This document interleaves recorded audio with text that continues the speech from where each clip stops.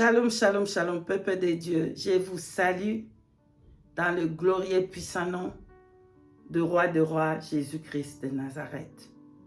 De partout où vous êtes, que le Seigneur vous bénisse. Paix et la grâce de notre roi Jésus-Christ vous soient accordées.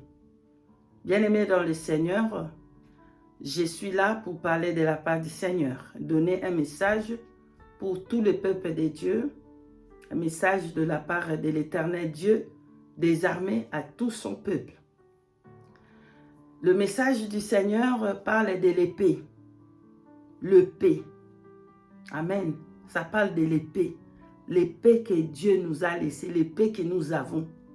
Amen. Peuple de Dieu, permettez-moi d'abandonner ce moment entre la main du Seigneur. Merci. Éternel grand Dieu, grand roi, nous te bénissons pour ton message pour nous tous. Père, que ta gloire te revienne. Merci de m'avoir parlé pour ton peuple.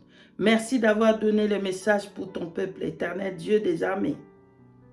Nous te prions, Père éternel, de bénir ton peuple, d'assister ton peuple, de nous aider. Que ton Esprit Saint nous aide, afin de pouvoir utiliser cette épée comme tu le veux, Seigneur. Et afin de l'avoir utilisé devant tout, Seigneur. Pardonne-nous de ne pas avoir connu comment utiliser cette épée, mon Dieu, mon roi. Merci d'avoir béni tout ton peuple présent. Au nom de Jésus, accompagne-moi, Esprit de vérité. Au nom puissant de Jésus-Christ, Père éternel, nous t'avons ainsi prié. Amen. Peuple de Dieu, que la paix, la grâce, l'amour de notre roi Jésus-Christ vous soit accordé. De partout où vous êtes, pour ceux qui me supportent dans la prière, pour ceux qui écrivent des commentaires, pour ceux qui sont abonnés dans votre chaîne, soyez bénis, bénis, bénis, bénis. Et à tout le peuple de Dieu, tout le corps du Christ, soyez bénis de partout où vous êtes, au nom de Jésus-Christ. Je suis là aujourd'hui, peuple de Dieu, pour parler de la part de l'Éternel Dieu des armées. D'un message qu'il m'avait donné hier. Amen. Qu'il m'avait donné hier, c'était le 15 août 2022. L'Éternel Dieu Tout-Puissant m'a donné le message le matin à mon oreille droite. Amen. Comme je vous ai dit, quelquefois le Seigneur, s'il veut, il va me parler dans mon oreille droite comme on parle avec les hommes.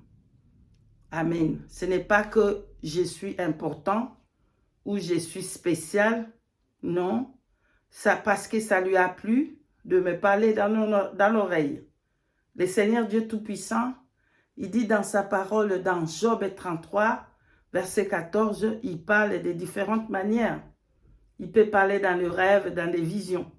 Il peut parler de toute manière que lui, il veut. Amen.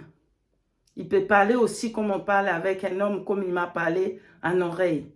Mais cela, ce n'est pas que j'avais gêné ou fait quoi pour qu'il me... Non. Tu peux gêner 40 jours, 40 nuits, une année. S'il ne veut pas, il ne va pas le faire. Donc, il fait ce qu'il veut. S'il veut parler comme ça, il va parler. Ce n'est pas parce que j'ai fait sacrifice ou parce que je suis spécial ou quoi. Non. Amen. Juste pour que vous compreniez. Alors, qu'est-ce que le Seigneur Dieu Tout-Puissant a dit à nous tous? Ce n'est pas que je suis épargné de ce message. Je suis dedans. Nous tous, on est dedans à prendre le message du Seigneur Dieu. Amen. Alors, qu'est-ce qu'il m'a dit? Il m'a dit à mon oreille droite, il m'a parlé, il m'a dit, bien-aimé dans le Seigneur, le message, je vais vous expliquer, c'était en lingala. Et je vais translate maintenant en français. Amen. Donc, comprenez que mon français n'est pas parfait. Amen. Donc, qu'est-ce que le Seigneur Jésus a dit dans mes oreilles? Il a dit ceci. Mon peuple a l'épée, mais ils ne savent pas manier cette épée. Mon peuple a l'épée, mais ils ne savent pas comment manier l'épée. Ils ne savent pas comment manier cette épée-là. Il a répété comme ça dans mes oreilles. Et puis c'est fini. Il n'a plus parlé. La journée, je commençais à demander, Seigneur, qu'est-ce que tu veux dire par là? Explique-moi en profondeur. Saint-Esprit, qu'est-ce que tu veux dire par là? Et les messages, c'est pour moi. Le message, c'est pour la sœur que je suis en train de chercher la face de Dieu. Pour toi, les messages, c'est comment? Bien-aimé dans le Seigneur, le Saint-Esprit va commencer à m'expliquer ce que je vais vous expliquer. Le message, le profondeur du message et comment, qu'est-ce que le Saint-Esprit voulait dire par là. Amen. Le Saint-Esprit commença à m'expliquer que le message là, ça veut dire son peuple, ils ne savent pas manier l'arme devant toute chose. Son peuple ne sait pas comment ils peuvent utiliser l'arme là, c'est-à-dire l'épée devant les choses. Il commençait à m'expliquer, bien-aimé dans le Seigneur, le Saint-Esprit m'explique en lingala, moi je vous explique en français. Amen. Il commençait à m'expliquer. Il demande la question. Vous pouvez répondre aussi, vous, dans la maison, partout où vous êtes, vous pouvez répondre aux questions du Saint-Esprit. Quand vous êtes devant la guerre, devant les ennemis, amen, les ennemis là-bas, ils ont aussi leurs armes. Éphésiens là-bas, chapitre 6, vous allez voir. Nous luttons contre les principautés et tout ça, bref. Et s'ils sont des principautés, c'est-à-dire ils ont aussi leurs armes. Ce sont des militaires, des soldats démoniaques qui ont aussi les armes et tout ça. Maintenant, nous avons notre arme, qui est l'épée. Répondez, quand vous êtes devant la guerre là, vous avez l'épée avec vous. Vous avez le mitraillette avec vous. Et vous ne savez pas comment faire caca et charger cette mitraillette pour tirer les soldats, vos ennemis. Qu'est-ce que les ennemis vont faire? Répondez, s'il vous plaît. Ils vont bien sûr nous tirer là-dessus, on va mourir. Amen. Pourquoi on va mourir? Ce n'est pas parce que l'épée ne nous a pas été donnée. On a reçu l'épée, mais on ne sait pas comment utiliser cette épée pour atteindre nos ennemis. Amen. Le Saint-Esprit m'expliqua, j'ai répondu comme je vais vous répondre. J'ai dit, Saint-Esprit, si je suis devant mes ennemis et que je ne sais pas comment manier ma mitraillette ou l'épée, mes ennemis, ils vont me tuer. Il m'a dit, ben, c'est ce qui se passe avec mes enfants. C'est ce qui se passe avec les enfants de Dieu. Ils ont l'épée dans leurs mains, mais ils ne savent pas comment utiliser cette épée contre l'ennemi. Et ce qui se passe, c'est quoi? L'ennemi, il va maintenant commencer à tuer les enfants de Dieu. Pourquoi? Parce qu'ils ont reçu l'épée. Ils ne savent pas comment manier cette épée. Ils ne savent pas comment utiliser leur mitraillette. Ils ne savent pas comment utiliser leur revolver. Ils ne savent pas comment utiliser les bombes anatomiques. Ils ne savent pas comment manier ça. Et ce qui va se passer, c'est qu'avant que tu commences à chercher, je fais comment? Oh, l'ennemi est là. Tu commences à, before you know it, tu as déjà reçu la balle et tu meurs. Amen. Le Saint-Esprit est trop bon. Maintenant, je vais vous exhorter comment il m'a inspiré à vous exhorter. Amen. Peuple de Dieu, nous sommes à la fin des temps. L'ennemi a renforcé son plan pour tuer les enfants de Dieu, pour détruire les enfants de Dieu, pour enlever la foi dans les enfants de Dieu, pour enlever la patience, enlever l'amour, enlever la joie, enlever tout ce qui est bien, faire commencer à trembler les enfants de Dieu devant le problème. Amen. Nous sommes devant un problème, nous ne savons pas comment utiliser l'arme que le Seigneur Jésus-Christ nous a laissée. Quelle est cette arme-là?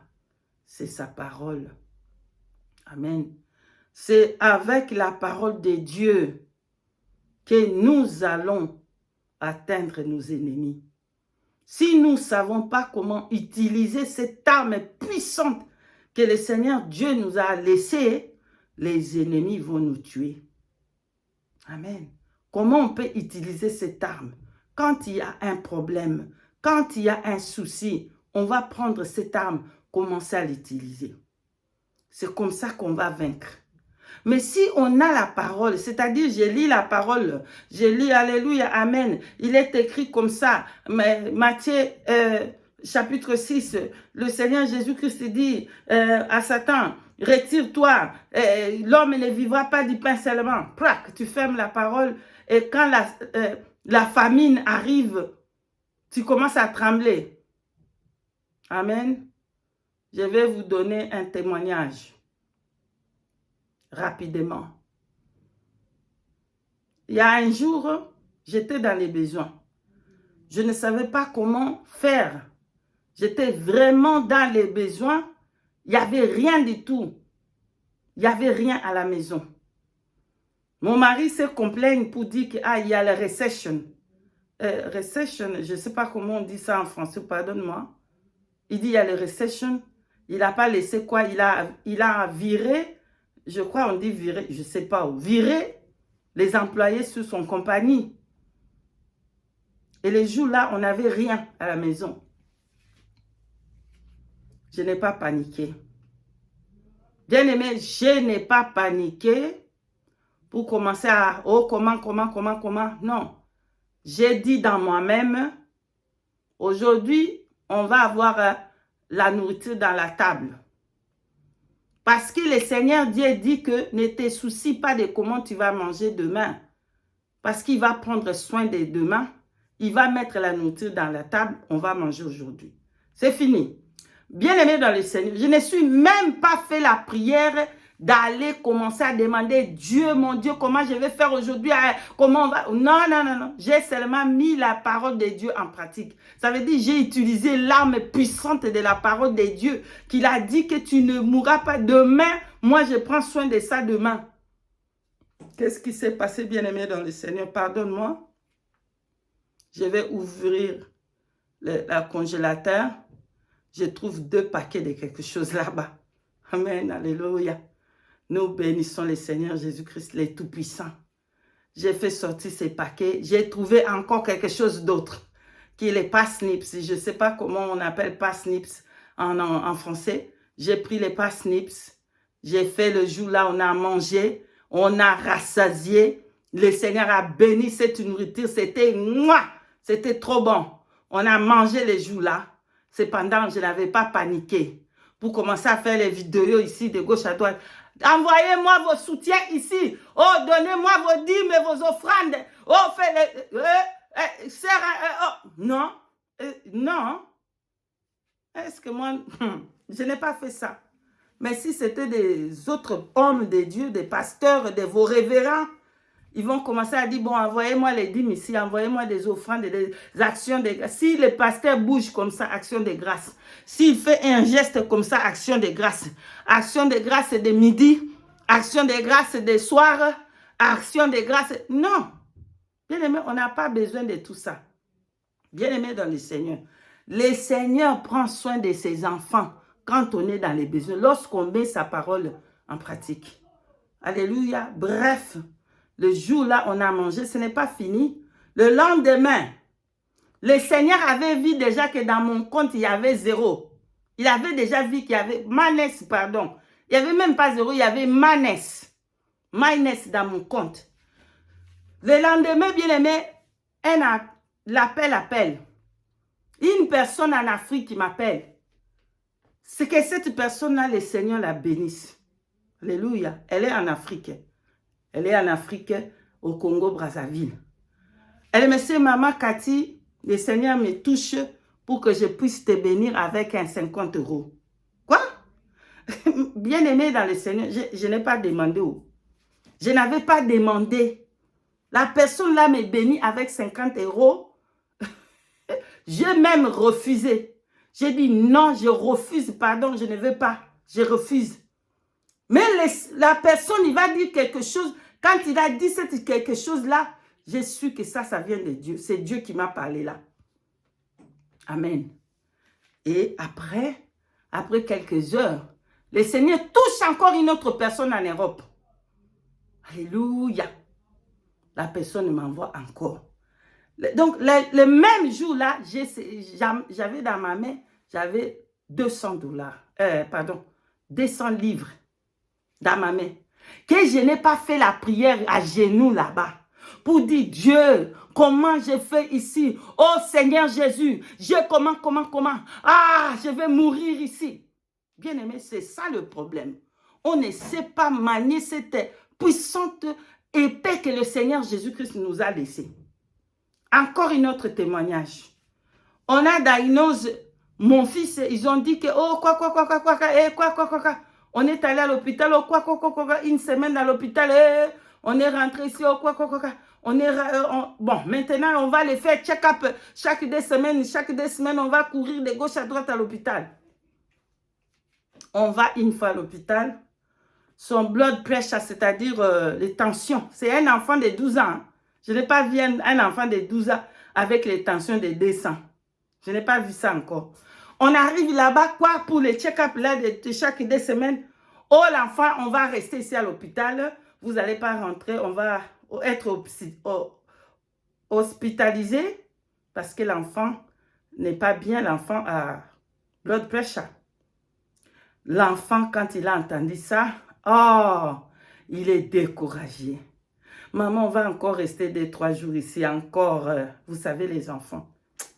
Le docteur a dit, madame, je suis désolée, vous allez pouvoir rester ici. On va traiter cette blood pressure et tout ça. Vous n'allez pas rentrer. J'ai regardé mon fils et j'ai dit, assis-toi mon fils, on va rentrer à la maison. Je l'ai dit comme ça. Hein? Je n'ai pas allé de gauche à droite compliqué comme ça. J'ai dit, mon fils, assieds-toi, on va rentrer à la maison. Quand on a prié, on avait dit quoi? On dit, va avec nous comme alpha. Et tu vas retourner avec nous comme oméga. Donc, avant que nous, on arrive ici à l'hôpital, lui, il était déjà là. Quand on va rentrer aussi, on n'avait pas dit, bon, attends un peu là-bas et puis on va retourner de... Non, on avait dit qu'on va et on va retourner aujourd'hui. Je crois à la parole de Dieu. Après des heures, ils cherchent une chambre. Le docteur va dire, ils vont encore faire pour la dernière fois pour commencer le traitement. Bah, les tensions qui étaient hautes pendant tout ce temps qu'on était là, ça faisait que monter. Le Seigneur a fait abaisser ça. J'ai dit, madame, mais ils ont checké encore, ils ont rechecké. Le blood pressure est retourné normal. On est rentré à la maison. Bien-aimés dans le Seigneur, vous avez tout ce qu'il faut, mais vous ne savez pas comment manier. Vous ne savez pas comment utiliser cette épée puissante que le Seigneur nous a dit. Et il nous avertit que son peuple ne sait pas utiliser l'épée qu'ils ont reçue de sa part. L'épée que nous avons reçue de sa part, c'est sa parole. Alléluia. Les enfants de Dieu aujourd'hui, ils tremblent même si une mouche passe comme ça, ils tremblent. Une mouche passe, oh! C'est un sorcier qui est venu m'ensorceler dans la maison. Alléluia. Un mouche passe comme ça. Tuez les mouches. Ça, c'est un démon qui entre dans la maison. Attention, tuez les mouches là. Et donc, les enfants de Dieu, ils tremblent devant des démons et ils aiment beaucoup parler des démons. Oh, démon ici, démon là-bas, démon a fait comme ça, démon a fait comme ça. Toute chose est devenue démon. Amen. Mais si un sorcier se transforme en mouche ou en moustique ou en comment, il vient entrer dans ma maison, il commence à me faire trembler. Non, c'est-à-dire je ne connais pas la parole. C'est-à-dire que j'ai cette arme, je ne sais pas comment l'y manier. Amen. Parce que si j'ai l'arme, je sais comment les manier avant qu'eux, ils me tuent. Avant qu'eux, ils m'attrapent. Je les ai déjà attrapés avant eux. Avec la parole de Dieu. C'est comme ça que Jésus-Christ a fait à Matthieu 7. À Matthieu 6, pardon. Il est écrit. Le diable est venu avec quoi? Avec le bombe. Pour le faire trembler, il a dit, il est écrit. Il est écrit. Il est écrit. il savait comment manier son épée qu'il avait dans sa bouche. Amen. Je suis arrivée à la fin. Que le Seigneur Jésus-Christ nous aide, nous tous, à connaître comment utiliser cette épée-là, avoir la foi dans la parole de Dieu, à vraiment utiliser ça pour vaincre, pour avoir la victoire sur nos ennemis, pour avoir la victoire sur les maladies, la victoire sur la pauvreté, la victoire sur les cancers, la victoire sur les sida, désolé, la victoire sur tout le diabète, la victoire sur les problèmes. Il faut connaître comment utiliser cette épée-là. Ainsi dit l'Éternel Dieu des armées. Amen. Que le Seigneur Jésus-Christ vous bénisse. Je vous dis shalom, shalom, shalom.